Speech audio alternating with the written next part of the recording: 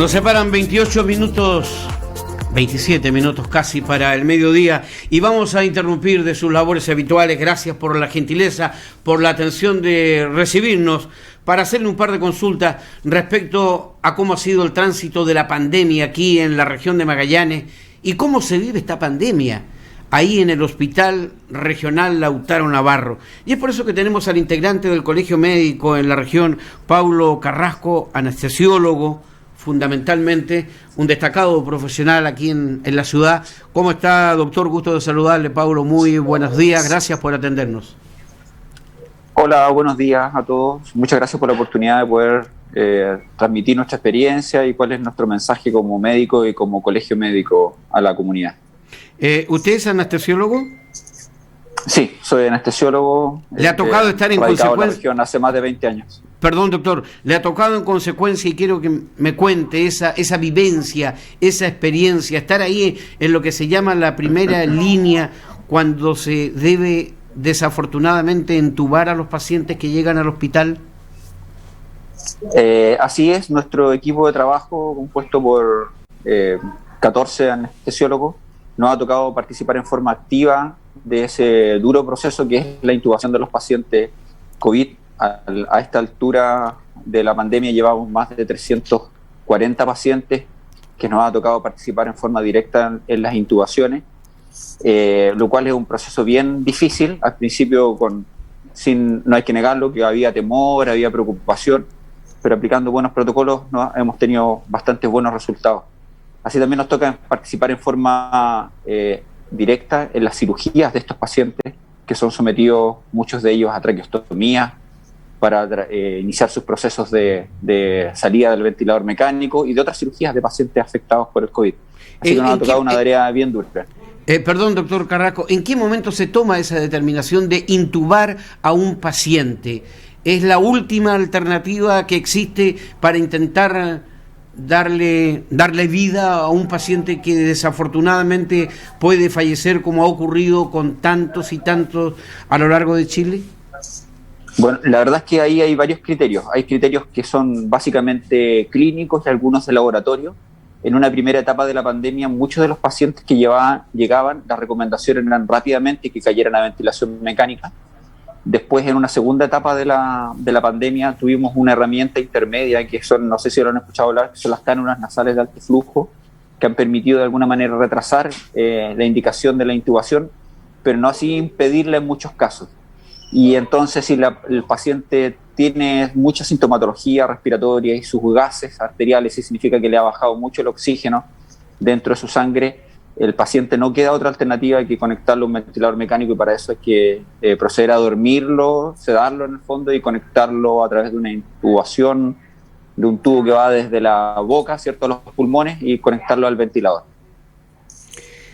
¿Qué significa para ustedes, los profesionales de la primera línea? Para ese equipo, usted me dice, por cada paciente intubado necesitamos 14 personas, 14 profesionales.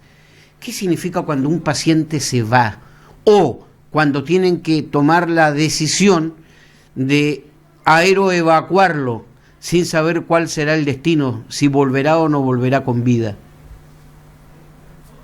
Son decisiones que la verdad es que uno no está preparado para ese tipo de cosas. Uno siempre se concentra en la parte técnica y esperando buenos resultados y a corto plazo.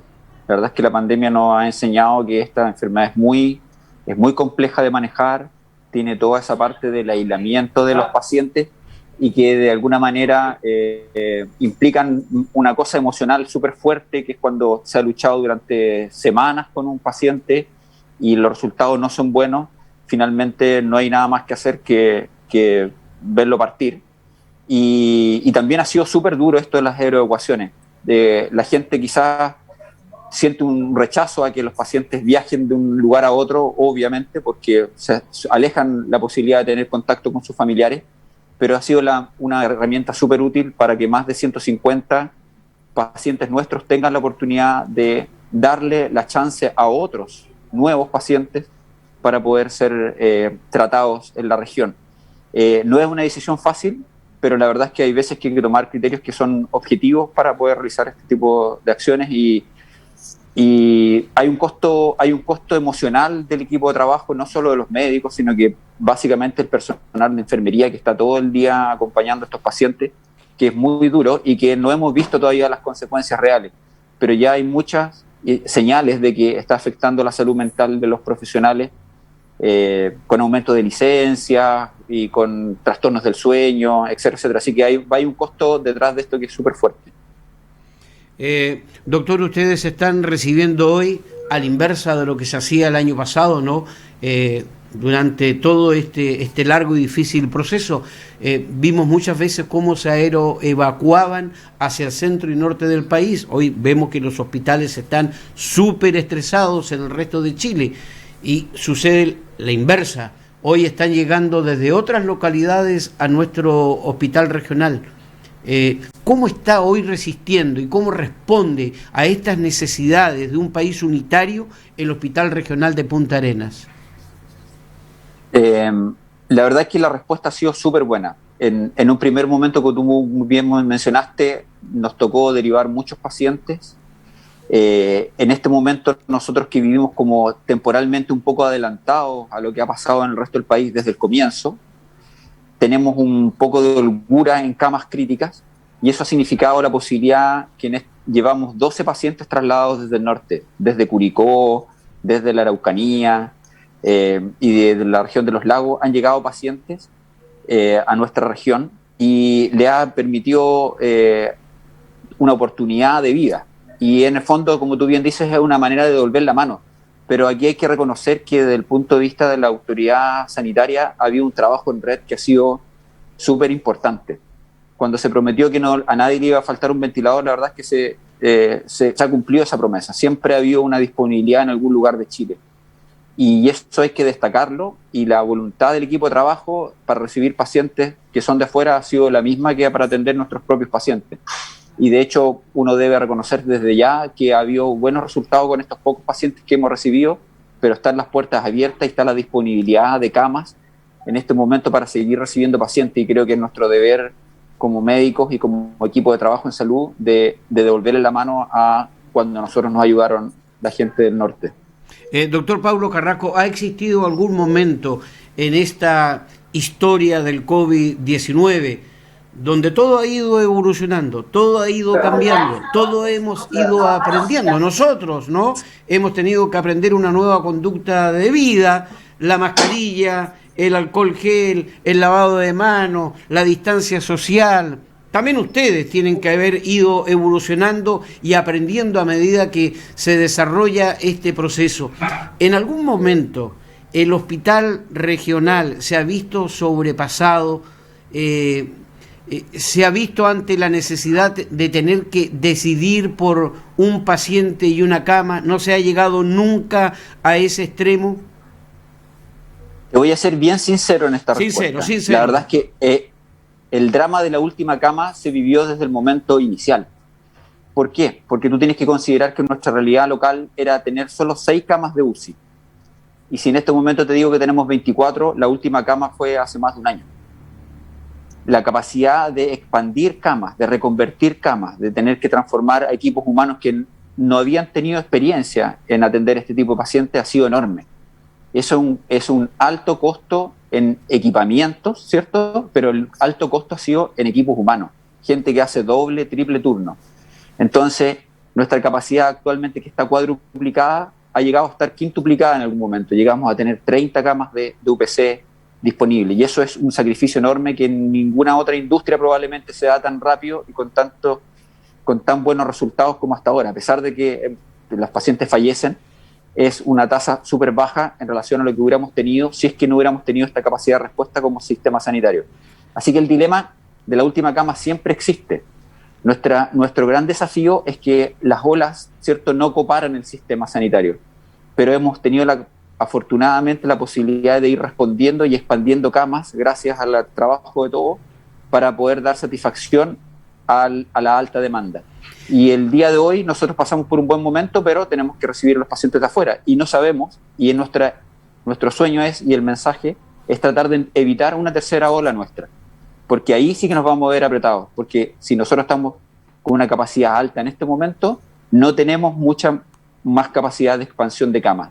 Y eso es lo que queremos evitar, llamando a la población a mantener las medidas de cuidado básico, como tú bien dijiste, el uso de la mascarilla, el aislamiento social de alguna manera, el lavado de manos frecuentes y, por sobre todo, llamar a la población joven a seguir vacunando, a seguirse vacunando. No es la solución, pero es una medida muy efectiva para que esto, al mediano plazo, lo podamos prevenir. Ahora, no sé si responde a tu pregunta. La vacuna no es la solución, pero sabemos, a lo menos se nos ha informado así, y tenemos el convencimiento de que debe ser así, de que no se llega en condiciones tan graves a un hospital en caso de tener que llegar al hospital como si no tuviéramos la vacuna. Eso por un lado. Y lo otro, quiero saber la experiencia, doctor Carrasco, que se está viviendo aquí en Magallanes, porque hemos visto en el centro del país que llegan a hospitalizarse, desafortunadamente incluso perdiendo la vida, jóvenes entre los 20 y los 49 años. ¿Esto también se ha suscitado, se ha vivido aquí en nuestra región y en la comuna de Punta Arenas? Una muy buena pregunta, y yo creo que aquí hay que ser súper claro. En este momento los últimos pacientes graves que están llegando son todas personas menores de 50 años. No están llegando el abuelito de 70 o la gente piensa, no, si ese abuelito tenía que morir igual porque lo que sea. No, efectivamente tenemos el mismo comportamiento que en el norte del país, y la mayoría de los pacientes que están llegando graves en este momento son pacientes jóvenes que desafortunadamente o no se vacunaron cuando correspondía, o no tenían la inmunidad correspondiente porque había sido muy cercana a las dosis, o efectivamente todavía no les toca por calendario vacunarse. Entonces, la vacuna ha demostrado dos cosas. Uno, que la tasa de hospitalización de pacientes graves que caen a ventilación mecánica o tienen cuadros graves ha disminuido dramáticamente en el último tiempo. Y eso se está viendo claramente. Ya no hay pacientes graves mayores, sí pacientes graves jóvenes. Por eso el llamado es a seguir con la vacunación, porque la vacuna es efectiva, y segundo, a que la población que todavía está en riesgo mantener en extremo las medidas de precaución básicas. Doctor Pablo Carrasco, si le consulto ahora, ¿cuántas camas quedan disponibles en el hospital de Punta Arenas? ¿Tiene la información?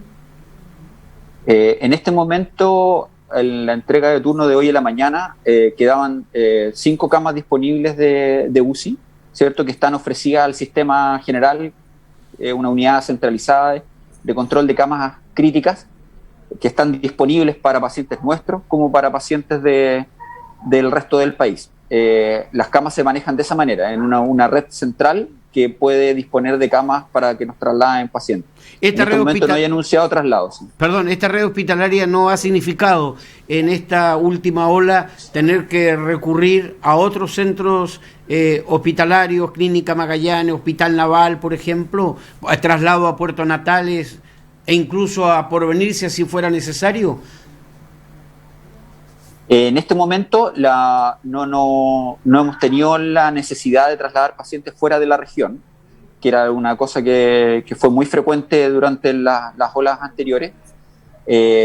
Sí ha habido colaboración y hay una solicitud particular del MinSal a que toda la red, tanto pública como privada, expanda camas. En ese proceso, el Hospital de las Fuerzas Armadas está haciendo un esfuerzo por aumentar sus camas también, y tengo entendido que el sector privado también está haciendo un esfuerzo por aumentar camas para, en principio, derivar pacientes que sean no COVID, para que nos den a nosotros la posibilidad de disponer más camas para atender pacientes COVID. Ha habido un trabajo tanto de red nacional como de red interna en distribuir las tareas. El hospital clínico se abocó a atender todo el paciente COVID porque tenía más expertise y más capacidades, pero en el momento que lo necesitemos, las camas son públicas, privadas, están disponibles para el sistema. Doctor, ¿cómo está el personal del hospital? Porque hemos visto, ¿no?, a través de los programas televisivos que se habla, en la zona central fundamentalmente, lo que está ocurriendo en el Gran Santiago, en Valparaíso, en Concepción, que los trabajadores de la salud están estresados, que hay muchas licencias producto del agotamiento que han tenido durante un año realmente extraordinario, durante un año excepcional. ¿Cómo está la situación aquí en nuestros hospitales, en nuestros centros de salud? Se lo pregunto fundamentalmente en su calidad de dirigente del Colegio Médico. ¿Qué información tienen? ¿Cómo se ha comportado el sistema de salud con los propios profesionales, con todos los trabajadores de la salud en general en la región? Mire, la realidad nuestra no es ajena al resto del país. La verdad es que ha habido un porcentaje importante del equipo médico que ha sufrido las consecuencias de este trabajo continuo, esta especie de maratón permanente, y hemos llegado a tener periodos de entre un 30 o un 50%, dependiendo de los servicios de licencias médicas. Así que el agotamiento es real. Afortunadamente ahora había una reintegro de muchos funcionarios y eso nos da algún grado de alivio por ahora, pero no baja de un 20% de ausentismo, que en gran parte de eso es responsabilidad de este trabajo continuo. Hay que agradecerle a equipos de trabajo que efectivamente no han tenido ninguna pausa en este momento. Yo me saco el sombrero con todo el equipo de enfermería, con todo el equipo de kinesiología, de rehabilitación, la gente de medicina ambulatoria. Es un trabajo súper oculto, pero ellos están trabajando atendiendo a los pacientes en sus domicilios para que no tengan que acercarse al hospital. La gente de farmacia que reparte, no sé, 200 o 300 recetas diariamente para que la gente no se acerque al hospital. Es decir, hay un equipo de trabajo mucho más amplio que el de la atención directa de los pacientes, que no han tenido pausa en más de un año. Y eso es muy probable que se note, quizás no ahora, porque la contingencia la gente va a seguir trabajando, porque el espíritu está todavía súper alto como para seguir apoyando. Pero en algún momento eso va a traer consecuencias y lo más probable es que lo pague de alguna manera el sistema con los pacientes no COVID, que es una cosa que también se está presentando, que es la postergación de actividades para los pacientes no COVID. A eso quería apuntar, doctor Carrasco, en los últimos minutos de esta conversación, precisamente, ¿qué pasa con los enfermos no COVID que tienen que recurrir al hospital? Hoy son atendidos, son derivados. ¿Qué pasa con las intervenciones quirúrgicas que han tenido que esperar durante tanto tiempo? Y a lo mejor ya hay algunas intervenciones que no tienen más espacios para seguir en esta larga espera, que para ellos es una espera sin fin. Esta situación la estamos viviendo desde hace más de un año en la región. Sí, nosotros a eso le llamamos la pandemia oculta, porque está un poco invisibilizado por la contingencia, pero en la práctica han habido muchas consultas de especialidades y muchas cirugías que están postergadas, sabiendo que partimos con un nivel de base de ya una lista de espera importante. ¿Qué se ha hecho? La verdad es que nunca se ha detenido la atención de los pacientes no COVID. Sin embargo, debido a la presión sobre el sistema, ha habido que priorizar.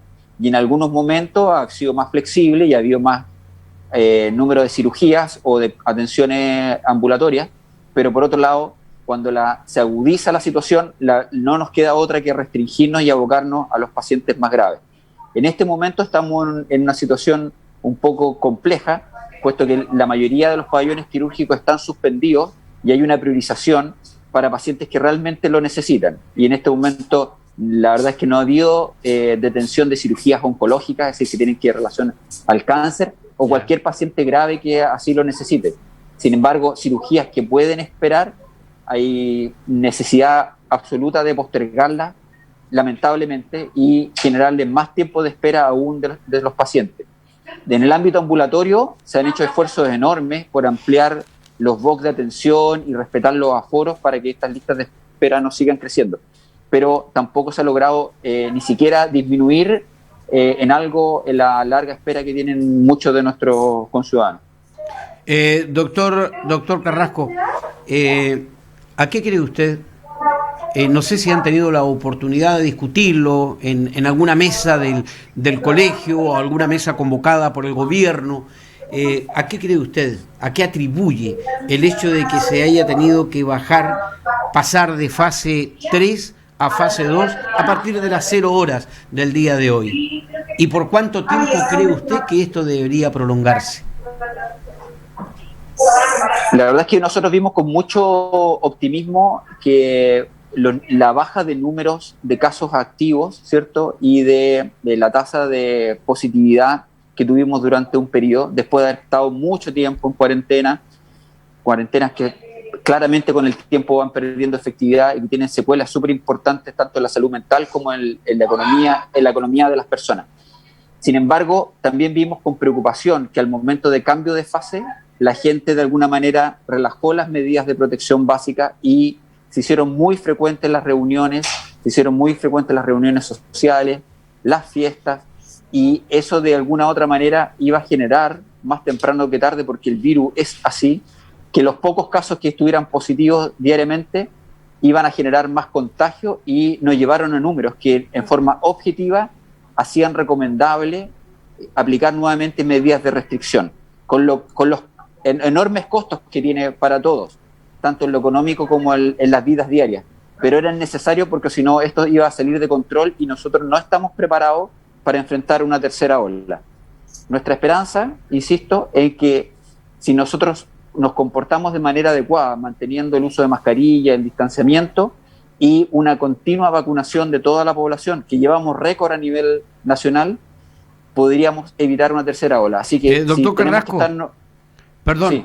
Pero no le llama la atención a nosotros, a mí en lo personal me ha llamado poderosamente la atención de que se vuelvan a instalar focos de contagio en las pesqueras, donde ya ocurrió en oportunidad anterior, ¿no? Se lo tiene que recordar el año pasado, donde se exigen protocolos, por ejemplo, en los restaurantes, que hoy vuelven a cerrarse los restaurantes, y se le exigen todos los protocolos habidos y por haber. Una industria que está quebrada, y se ha dejado trabajar tranquilamente a las pesqueras, y rompen todo tipo de protocolos. Claro, podrán decirse, pagan justo por pecadores, no todas las pesqueras, pero hay sectores que son plenamente individualizados y yo no sé si ha existido la fiscalización rigurosa a la que deben ser sometidos permanentemente quienes tienen la libertad hoy de trabajar.